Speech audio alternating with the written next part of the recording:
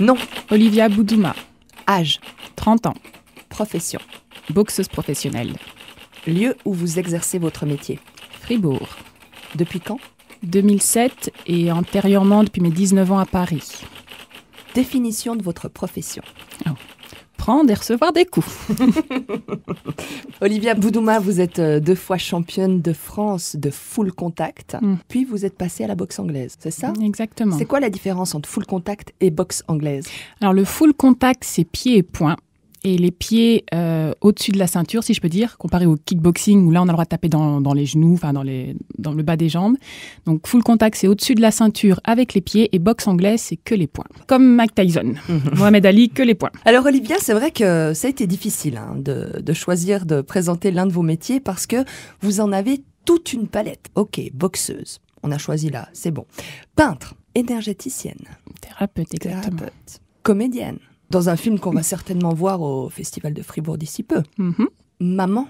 Oui, le premier des métiers. Ouais, Oui. c'est par celui-ci que j'aurais dû commencer. Oui, exactement. Maman de 2 enfants. Oui. Et le projet d'un 3e. D'où des choix à faire quand on est maman, boxeuse et tous les autres métiers. Pour moi, c'est un des plus beaux métiers au monde. Déjà, maman, donner de sa passion, donner de son éducation, donner de son amour, de son temps. Et c'est entre autres pour ça, justement, pour avoir la joie d'avoir un 3e petit bout, que je décide d'arrêter la boxe professionnelle, enfin les compétitions en tout cas. On va mettre une petite nuance. Ça veut dire que vous ne l'arrêtez pas complètement. Vous allez toujours dans des salles d'entraînement forcément, mais plus au même rythme alors, on va dire. Pour préparer une compétition, c'était du 2 entraînements par jour. Là, je vais plus faire de la dose homéopathique, du plaisir, 2-3 fois par semaine, m'éclater, tranquille, sans le stress, justement de la performance, de se dépasser et tout. Comme j'ai dit, boxeuse un jour, boxeuse toujours. Quand c'est dans le sang, voilà. C'est un petit peu dur de devoir arrêter la compétition.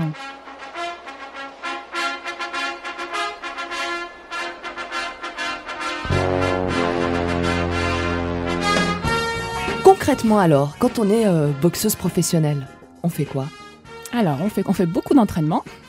Un jour, ma mère m'a dit, mais tu t'imagines toutes les heures d'entraînement que tu passes à la salle, à transpirer, à te perfectionner, tes 13 heures de quart aller, les 13 heures de quart retour pour 8 minutes sur le ring. Il m'a dit, c'est pas disproportionné entre les efforts fournis puis le plaisir que tu as sur le ring. J'ai dit oui, mais je lui dis, tu sais maman, le plaisir d'être sur le ring, ça n'a pas de prix. Ça n'a pas de prix. Puis même aux entraînements, il y a énormément de plaisir d'être aux entraînements, les sparring. Même pour 4 fois 2 minutes, mais c'est que du bonheur. Donc c'est vrai, quand on pense à la boxe, forcément qu'on pense à l'entraînement physique, on va dire, mais il n'y a pas que ça. Ah non, et j'ai envie de dire, il y a surtout beaucoup de mental derrière. Il y a beaucoup de boxeurs, ceux qui montent sur le ring en tant que compétiteurs, ils sont dans le compte sur les doigts d'une main. Il y en a très très peu, parce que entre s'entraîner et puis oser monter sur le ring et puis là, se confronter à une autre personne, à un adversaire, on apprend à la salle à voir comment on réagit quand on prend un coup. Est-ce qu'on s'énerve tout de suite? Est-ce qu'on redonne? Parce que, voilà, c'est de doni-dona. Est-ce qu'on accepte de recevoir et puis on réfléchit, on construit son attaque? Est-ce qu'on est pétrifié? On n'arrive plus à bouger? La boxe, on apprend énormément sur soi. On apprend bien sûr à donner des coups. Parce que là aussi, ça s'apprend. Moi, je me souviens, à 19 ans, je n'osais pas donner des coups. J'étais la seule fille contre des gars. Je n'osais pas. Je m'excusais à chaque fois que je plaçais une droite ou un crochet. Je m'excusais. Mon prof devenait fou. Il m'a dit... T'es sûr que tu veux faire de la boxe? Non, mais en plus, il m'a dit, attends, c'est des gars que t'as en face. C'est bon, vas-y, tape. Ils font 20 kilos de plus que toi. Et le but aussi, c'est de garder son sang-froid. Si on a reçu un coup, c'est de notre faute. On n'est pas protégé. On n'a pas esquivé. On s'est découvert et tout. Donc, faut accepter. C'est une grande, grande philosophie. On n'appelle pas ça la boxe, le noble art pour rien, parce qu'on apprend énormément sur soi, sur ses limites. On voit dans les films, par exemple, les boxeurs qui courent à 5 heures du matin, ça j'ai fait aussi. Le fait de courir des heures et des heures pour entraîner le cardio. Parce que là aussi, sur le ring, avec le stress, l'émotionnel, on a les pulsations qui montent très, très vite. Et quand on est fatigué, il y a tout le corps qui est fatigué. 4 boules de cuivre tournent dans la lumière de ton œil électrique. Boxe, boxe, OTS de pierre. Les avantages du métier de boxeuse. Alors, les avantages, on a un mental d'acier. En tant que professionnel, en tant que compétiteur, après, les inconvénients de la vie, de tous les jours à côté, ça paraît futile. Donc, on relativise tout par rapport à tout ce qu'on donne à l'entraînement, comme énergie, comme volonté, comme voilà, je peux perdre 5 kilos en 2 semaines pour un combat, je vais mettre toute ma volonté, alors que peut-être qu'avant, je me dis, il faut que je perde 2-3 kilos, en 2-3 mois, je vais pas le faire. Donc vraiment, ça forge un moral et un mental d'acier. Est-ce qu'il faut l'avoir à la base quand même, ce moral-là, et cette tendance à avoir une certaine niaque et avoir envie de se dépasser, ou est-ce que c'est quelque chose qu'on peut apprendre justement grâce à la boxe? J'ai envie de dire les deux. À la base, on doit quand même avoir la petite étincelle, parce que sinon, on ne sera jamais compétiteur. Mais la boxe, ça nous forge. J'ai vu des boxeurs, mais extrêmement timides dans la vie de tous les jours, pas du tout bagarreurs, enfin vraiment très, très, très pudiques et timides, mais sur un ring, se lâcher complètement et s'éclater et se dévoiler. Oui, ça renforce ça. Mais je pense qu'on doit quand même l'avoir... un peu de base quand même. Ouais, une petite étincelle de base. Boxer. Les inconvénients alors du métier de boxeuse? Les inconvénients, il faut que je réfléchisse. Parce que j'ai tellement de passion pour ce sport. Alors, je vais essayer de vous guider peut-être. Ouais. Est-ce que c'est un inconvénient d'être une femme dans le milieu de la boxe? J'ai envie de dire oui et non. Oui en Suisse, comparé à d'autres pays européens où la boxe féminine est très développée. Je regarde l'Allemagne, la France en pays européen, les États-Unis bien sûr, en pays plus lointains. En Suisse, ça fait pas longtemps que les Suissesses, les femmes ont le droit de boxer. Avant, elles n'avaient pas le droit. Ah, carrément? Elles n'avaient pas le droit. Et c'est Christina Nix qui a été la première Suissesse à s'imposer. C'est ma maman de cœur parce que elle était thérapeute, physiothérapeute. Donc, comme moi, j'ai envie de dire, elle était maman de 2 enfants. Donc, elle sait ce que c'est de s'entraîner le soir quand les enfants sont couchés et tout. Elle a dû prendre une licence américaine pour pouvoir faire son championnat du monde en Suisse et gagner sous une licence américaine. Et là, ils ont ouvert et ils ont dit « Ok, on va ouvrir la porte aux filles si elles ont envie de boxer. » En tout cas, mon but, c'était aussi d'ouvrir un peu plus grand cette porte-là, puis de montrer justement aux filles aux filles et aux gars, j'ai envie de dire aussi, que la boxe, féminine, ce n'est pas que du crépage de chignon. Il y a des crépages de chignon aussi chez les hommes. Ça existe aussi. Mais des fois, sur Eurosport, on dit « Ouh là là !» Dans l'esprit, c'est plutôt les 2 filles sur un ring, c'est un peu comme le combat de boue, ça a été un peu du crépage de chignon et tout. Voilà, si je te tape. Un peu le fantasme aussi. Voilà. Et en fin de compte, non, ça peut être très technique, très stylé et organisé, structuré et faire un très joli combat. Ta nouvelle, c'est qui? Quoi? Nom de Dieu, c'est pas vrai. Tu fais mieux d'y voir. À frapper de la sorte, elle va se bousiller les poignets. Tu perds ton temps. Je t'ai dit que je n'entraîne pas les filles. D'accord, mais vous changerez pas d'idée? Les coups, quand même, ça t'a joué quelques défaveurs, dans le sens où tu t'es quand même cassé 2 fois la mâchoire. Ouais, une double fracture en un combat, ouais. Ça, j'ai envie de dire, c'est pas spécialement le coup, c'est la récupération. Et justement, quand on a un mental d'acier, quand on a beaucoup de volonté, qu'on a aussi beaucoup de choses à faire à côté, parce que faut aussi dire, boxeuse professionnelle en Suisse, c'est pas boxeuse professionnelle ni en France ni aux États-Unis. Donc c'est pas, je m'entraîne le matin, je me repose toute l'après-midi, je dors et tout, puis je me réentraîne le soir. Je pose les enfants à l'école, je m'entraîne, je rentre, je mange, je travaille. Je vais rechercher les enfants. Si j'ai une nounou, c'est super, je peux aller à l'entraînement boxer. Après, je reviens, je fais à dîner et tout. Donc, c'est des grosses journées. Et là, justement, pour le championnat du monde, j'ai négligé la récupération. J'ai fait ce qu'on appelle un surentraînement. J'ai mal géré mes temps de pause. Je me suis fait des fractures de fatigue avant. Donc, c'est-à-dire les os qui se cassent tout seuls. Juste un petit mouvement, un petit saut, par exemple, la corde à sauter, clac, mon os se casse. Parce qu'il est un peu déminéralisé. À la fin, les 6 derniers mois, je m'étais cassé le pied de fatigue, le pouce. Je commençais gentiment. Et là, l'ultime plot, ça a été la mâchoire. Opération coup de poing. Opération coup de poing. Quand justement j'avais 19 ans, que je faisais du full contact, que je marquais facilement les bleus, et que j'allais voir mon copain sur Paris, j'avais une petite mamie qui regardait tout le temps par la fenêtre, qui était tout le temps, comme les petites mamies qui aiment bien regarder qui est-ce qui rentre, qui est-ce qui sort et tout. Et donc, je la voyais souvent, elle me saluait. Et bien forcément, elle me voyait souvent aussi avec des petits cocards, des petits bleus et tout. Et au bout de 6 mois, quand j'ai croisé dans le hall de l'immeuble, elle m'a tendu la main, puis elle m'a mis un petit papier dans la main. Et j'ai regardé ce petit papier. Et c'était le numéro d'SOS Femmes Battues. Donc, je l'ai regardé, j'ai souri. Et je lui ai dit, mais c'est très gentil, madame. Mais je lui ai dit, je suis boxeuse. Et elle m'a regardé d'en haut, mais ce n'est pas possible. Tu es une fille, tu es jolie. Comment tu peux pas. Mais juste rien que l'attention de m'avoir donné ce petit numéro de téléphone, parce qu'il y a tellement de personnes aussi qui ne boxent pas. Il y a des filles qui boxent pas, qui ont quand même des bleus. Mm-hmm. Et le fait d'avoir osé donner ce numéro de téléphone, c'était quand même, j'ai envie de dire, courageux de sa part. Voilà. Ouais, même si ça n'a pas été la bonne personne, mais... Ça a dû la rassurer aussi de se dire, au cas où ça devait lui arriver, elle saurait maintenant donner des coups. C'est elle qui va donner des coups. Exactement. C'est elle qui fera les bleus. Ça va aller? Ouais. Comptez sur moi, patron. Bon. Ok. Protège-toi, quoi que tu fasses. Ne t'approche pas trop d'elle. Allez.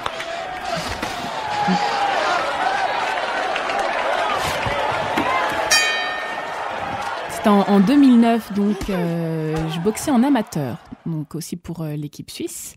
Je devais être au mois d'octobre pour les championnats suisses, donc je vais à Berne pour le jour de la pesée. Et là, les gentils Suisses allemands m'ont dit « Ah non, c'est pas possible !» J'ai dit « Pourquoi ? J'ai ma licence, ça fait plus d'1 an que je boxe en Suisse. Je boxais à Berne en plus, au Boxing King. » Ils m'ont dit « Non, il vous manque 6 mois de licence. Ça... » Parce que, comme j'étais française, et là, il me fallait 2 ans de licence et il me manquait 6 mois. Donc voilà, dépiter, surtout, c'est ça, c'est d'avoir des mois et des heures d'entraînement pour même pas aller sur le ring. Quelle horreur. Justement, Bruno, au Boxing King, m'a dit « Mais t'inquiète pas, Olivia, dans 3 semaines, à Chafouz, tu vas boxer, il y a une Allemande dans ta catégorie et tout, continue de t'entraîner, t'inquiète pas, vas-y. » Alors 48 heures avant, quand je lui demande pour la pesée et tout, je m'arrange. Il m'a dit « Non, la fille, elle vient pas. Oh. » Là, le deuxième, il a dit « Mais t'inquiète pas, il y a le 26 décembre. » Le Boxing Day à Cursal, je recommence à m'entraîner, toujours avec la même motivation. Et j'arrive quasiment 2 semaines avant, et puis là, il me dit, on ne trouve pas d'adversaire. Là, je dis, non, on ne me fait pas 3 fois le même coup. À l'étranger, 26 décembre, juste après Noël, les filles, elles sont pas opérationnelles et tout. Et là, il m'a dit, ok, il y a peut-être une solution. C'est que tu changes de catégorie. Si tu perds 5 kilos en 2 semaines, tu peux passer en moins de 64. Et là, tu as une boxeuse qui veut bien boxer contre toi. Caroline Douce, justement, 2 bulles. Mm-hmm. Et c'est là, ça a été le marathon. J'ai pas connu un seul glucide pendant 2 semaines. C'était les fêtes de Noël, donc le chocolat, ça a rien, fallait même pas. Là aussi, quand on a des enfants, c'est, quand ils dorment, on s'enroule moi je suis en appartement dans 3 survêtes, et puis on fait de la corde à sauter pendant 1 heure pour transpirer le soir avant de dormir. Sur le balcon? Sur le balcon, exactement. Donc je courais le soir, 24 décembre le soir à 22h, le 25, pareil. Je voyais des fois les voitures qui me croisaient, ils me disaient, mais elle est folle. Elle s'arrête plus. Elle s'arrête, voilà. C'est Forrest Gump. À peu près. J'ai envie de dire, les 4 kilos, je les ai perdus. Le dernier kilo, il était super dur. Et j'ai vraiment dû me déshydrater. Donc là, la pesée à 10 heures, je suis arrivée à 64,0, pile poil bon. J'étais contente, je montais sur le ring. Je suis entre ces 4 cordes. Mais je suis montée, j'ai fait le combat, j'ai gagné, j'ai fait un joli combat et tout. Je crois que c'est 35-6 que j'ai gagné. Enfin là aussi, c'est en comptage de points. Et puis voilà, mais je me suis dit, c'est la dernière fois que je referai plus jamais ça.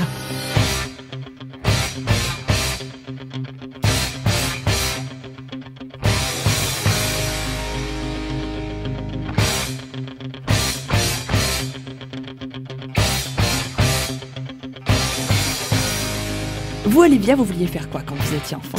Quand j'avais 3 ans, je voulais être journaliste. Je parlais tellement. Ma maîtresse dit, c'est très bien, ça te va bien comme métier. Donc, je voulais vraiment être journaliste. Je voulais un peu présenter le monde sous ma vision, sous ma version. À 9 ans, là, je voulais boxer, mais ma maman me l'a interdit. Mm-hmm. Elle me dit, non, tu feras quand tu auras 18 ans. J'ai dit, bon, j'attends alors. J'ai pas eu une autorisation parentale. Donc, j'ai attendu justement mes 18-19 ans pour boxer. Entre-temps, j'ai fait une école justement de journaliste après par correspondance. C'est ça qui est chouette en France parce qu'on a le CNED. J'ai eu de la chance, justement, quand je voyageais en tant que mannequin à 16-17 ans, de faire mon cursus par correspondance. Donc, c'est aussi 2 fois plus de travail. Mais ça, j'ai eu de la chance de faire ça. Donc, mannequin ?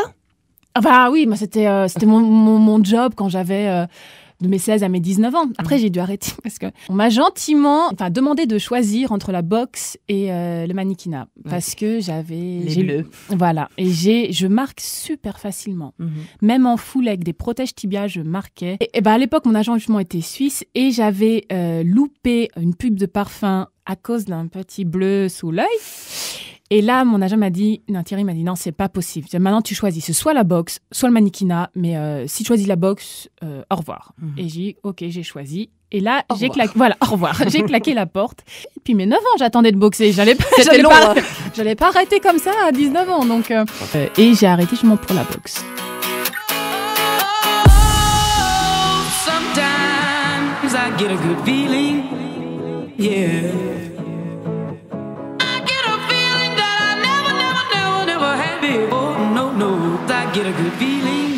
C'est quoi les qualités alors qu'il faut pour être boxeuse, Olivia? Alors, de la persévérance. Ça, c'est indéniable. Il faut savoir observer aussi. Plus on observe, plus on apprend de ses défauts. Aussi, j'ai envie de dire, observer les autres. Aller dans les meetings, voir les combats, même la télé, Eurosport, tout ça va. On va dire, voilà, celui-là, il a tel défaut, faut pas que je le reproduise. Ah tiens, celui-là, il boxe comme moi. Bah oui, effectivement, ça... Il se prend souvent le crochet gauche. Comme moi. Voilà, comme moi. Donc, il a l'écart de jambes trop grand. Ou alors, waouh, quel jeu de jambes, quelle technique. J'aimerais bien essayer de reproduire ça. Aussi de l'exigence. Il faut être très exigeant, à avoir un rythme de vie millimétré. Que ce soit déjà pour la nourriture, pour la récupération. La fameuse. Faut beaucoup de qualité pour pouvoir boxer. Sur le ring, on peut pas tricher. On peut pas se cacher. On peut esquiver sur un ring, mais on peut pas se cacher. On est entre 4 cordes. Puis en plus, on est en hauteur, sous la lumière. Et les spectateurs sont dans le noir. Donc on a vraiment plein feu sur nous et on peut pas se cacher. Donc on se dévoile sur un ring. C'est la vie qui est comme ça, en fait. Tout à fait. C'est l'école de la vie, la boxe. C'est vrai. Il vient de tenter un uppercut, mais en vain. La boxe n'est pas un acte naturel. La boxe défie toute logique. Pour se déplacer vers la gauche, on ne fait pas un pas à gauche, on pousse sur son orteil droit. Pour se déplacer vers la droite, on se sert de son orteil gauche. Au lieu d'éviter la douleur à tout prix, comme le ferait toute personne normale, on avance vers elle. Mais voilà, c'est officiel, mesdames et messieurs. Un nouveau champion est né. Il n'y a rien de logique ou de normal à la boxe. Les ficelles du métier, un reportage